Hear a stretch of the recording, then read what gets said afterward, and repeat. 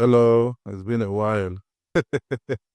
I've been very busy, man. I was thinking I'll be able to do this one video a week thing, but man, I'm just getting so busy that by the time I'm done with work, when I want to do the video or the audio, I get really exhausted. And I like to have the audios that I am putting out to be something I really, really want to talk about, so something I think would help people out there, or for me, basically for my consumption, because I've noticed that there are so many ideas I had 2016 to 2020, 2021 when I was doing this that I did not uh, share or document in any way, and I would have loved to have known what I was thinking in full detail at that time. So I'm beginning to ramble again. Anyway, today I'm going to talk about my own perspective of the Nigerian Developers Guide to Building Globally Competitive Software. So I have built two softwares that have been used global in the whole world, that has collected money from almost at least 10 currencies from different countries, right? One of them was sold, right? And it actually was amazing for me personally, having to look at the database and see all these people with names that I can't even pronounce using a software that I built. Full stack, by the way, and only me as a freelancer. It wasn't my idea though, it's a client's project, but I built everything and they did the marketing. Like I always say, the development part in building a software, in my opinion, maybe it's because I'm a dev, is actually the cheapest part, right? The marketing is where the hard work is. So to build something like that, there are some things that I have seen that were common. Not common with the software, which is why if you're listening to me sometimes it might be not what you're expecting. It was actually common with the clients themselves. That is the people that want to build the software. So the software are doing totally different things, right? But the people building the software, they kind of feel similar, right? I won't say there are people, like one of them has never even traveled outside Nigeria, but the software he built, we are being consumed by a lot of people outside Nigeria and even Nigeria as well. So one thing that I observed that was common between them was they love to build it in stages. Like if they get the project, if they get the idea of what they want to do, and when they reached out to me, they are like, okay, this is the roadmap, and the roadmap span up to 4 years, which is rare because most times when people come to meet me for a project, they want to build everything in their head immediately at once, and I'm the one that is always telling them, spread it out. But for these guys, their roadmap was a 4 year roadmap. They had the patience. They were willing to wait. They were willing to build it step by step. They were not trying to rush the process. They were trying to gradually take the process gradual.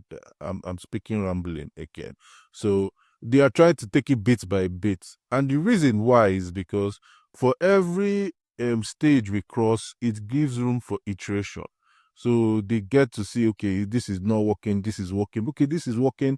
Let us do this instead. Let us try and get this kind of people instead, right? So they had the broad knowledge of how do I even put this? It feels like I would say project management, to be honest, because not only do they have that time to detail it down for a 4 year roadmap, they had a idea of project management in terms of how they want to put the project out and which stage they want to put out, right?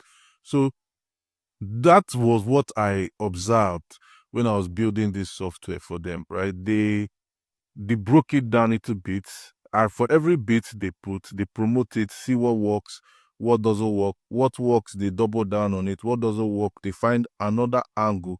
In most cases, they don't just scrap it, they just find another angle to approach it. And I saw this happen in real time. So there was a feature that we launched it did not work, it did not resonate. So we had to email. I keep saying we, but I did not do it. It was actually the client or their team that did it. They had to email their customers, this feature, what happened, why did you guys use it? And it turns out that they were not even seeing the feature, right? They did not know that the feature was there because it was kind of below on the sidebar menu. So we brought it up. Some people started using that feature on the sidebar menu because they already know what is below. But when we launched it initially, it was below, so they couldn't see the feature on the sidebar menu, right? So when we brought it up, some of them were using it, but some of them were having certain complaints, like they wanted to adjust this, they wanted to adjust this.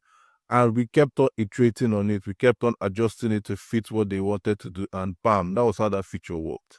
But what I'm trying to say is initially, the feature was discarded even after the promotion that they were doing. But had it been they did not reach out to the customers via email, they would not have known what the issue was or why the feature was not working. There are some features that were launched that nobody was interested in at all. We had to scrap it or just leave it there. But the major thing I actually learned or I actually observed building this global software was that they were able to take their time to build it in stages. They are not in any rush. Yes, they will have a timeline. It's not if they'll tell you how long will this project take, and you tell them to take you 4 weeks to get this stage of the project done. You now end up taking 3 months, 2 months. No, they want to make sure that 4 weeks is 4 weeks, which is obviously they met the right person. Yeah, and once we have done that, they take like the same 4 weeks to do promotion, marketing, get data. So once they get that data, they go back again to the next phase they are trying to do. I'm telling you, they had a 4-year roadmap. One had 4 year, one had 4.5 around that range. So it just occurred to me that the similarity between them was not the software, but it was the founder, the person that had the idea. So building a globally competitive software, you don't need to build everything at once. I remember speaking to somebody that vehemently insisted that he wanted to build something like YouTube in Nigeria here, and he wanted all the features on YouTube. And I told him that he's not being reasonable. And that's just the truth, because even if you build all the features like YouTube, right? Let's even play the game. Do you have the marketing strategy to get people to use YouTube? Or what do you know what it takes to get people to use YouTube? Do you know how much you need to spend to convince people to use YouTube? I see those things a lot. I want to build something like Facebook. I want to build something like Instagram. Building it is not the problem.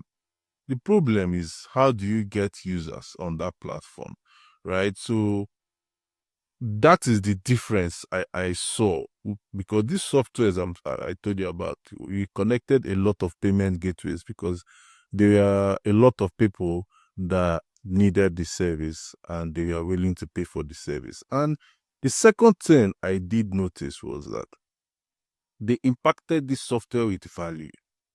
Like the price they were charging compared to what they were giving, in my head, I felt like they should even charge more, but they are charging at a very low rate compared to what they are giving their customers. And that gave them a competitive edge, because one of the clients, there was already a software doing all those things.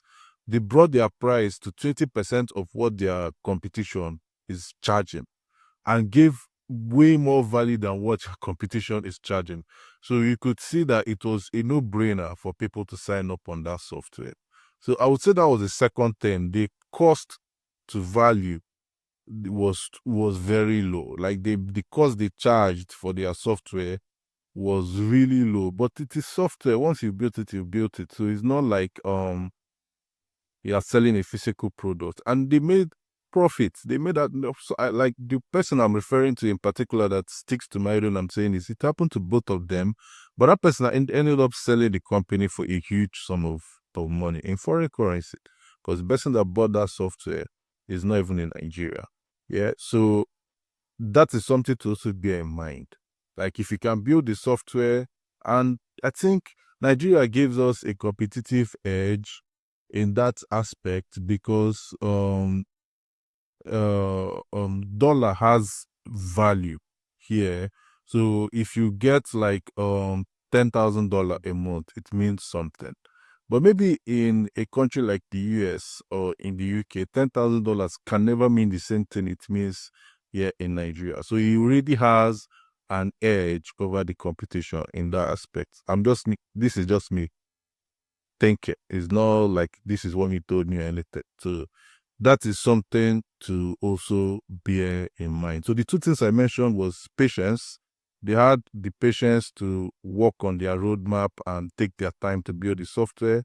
And the second thing I mentioned is cost to value.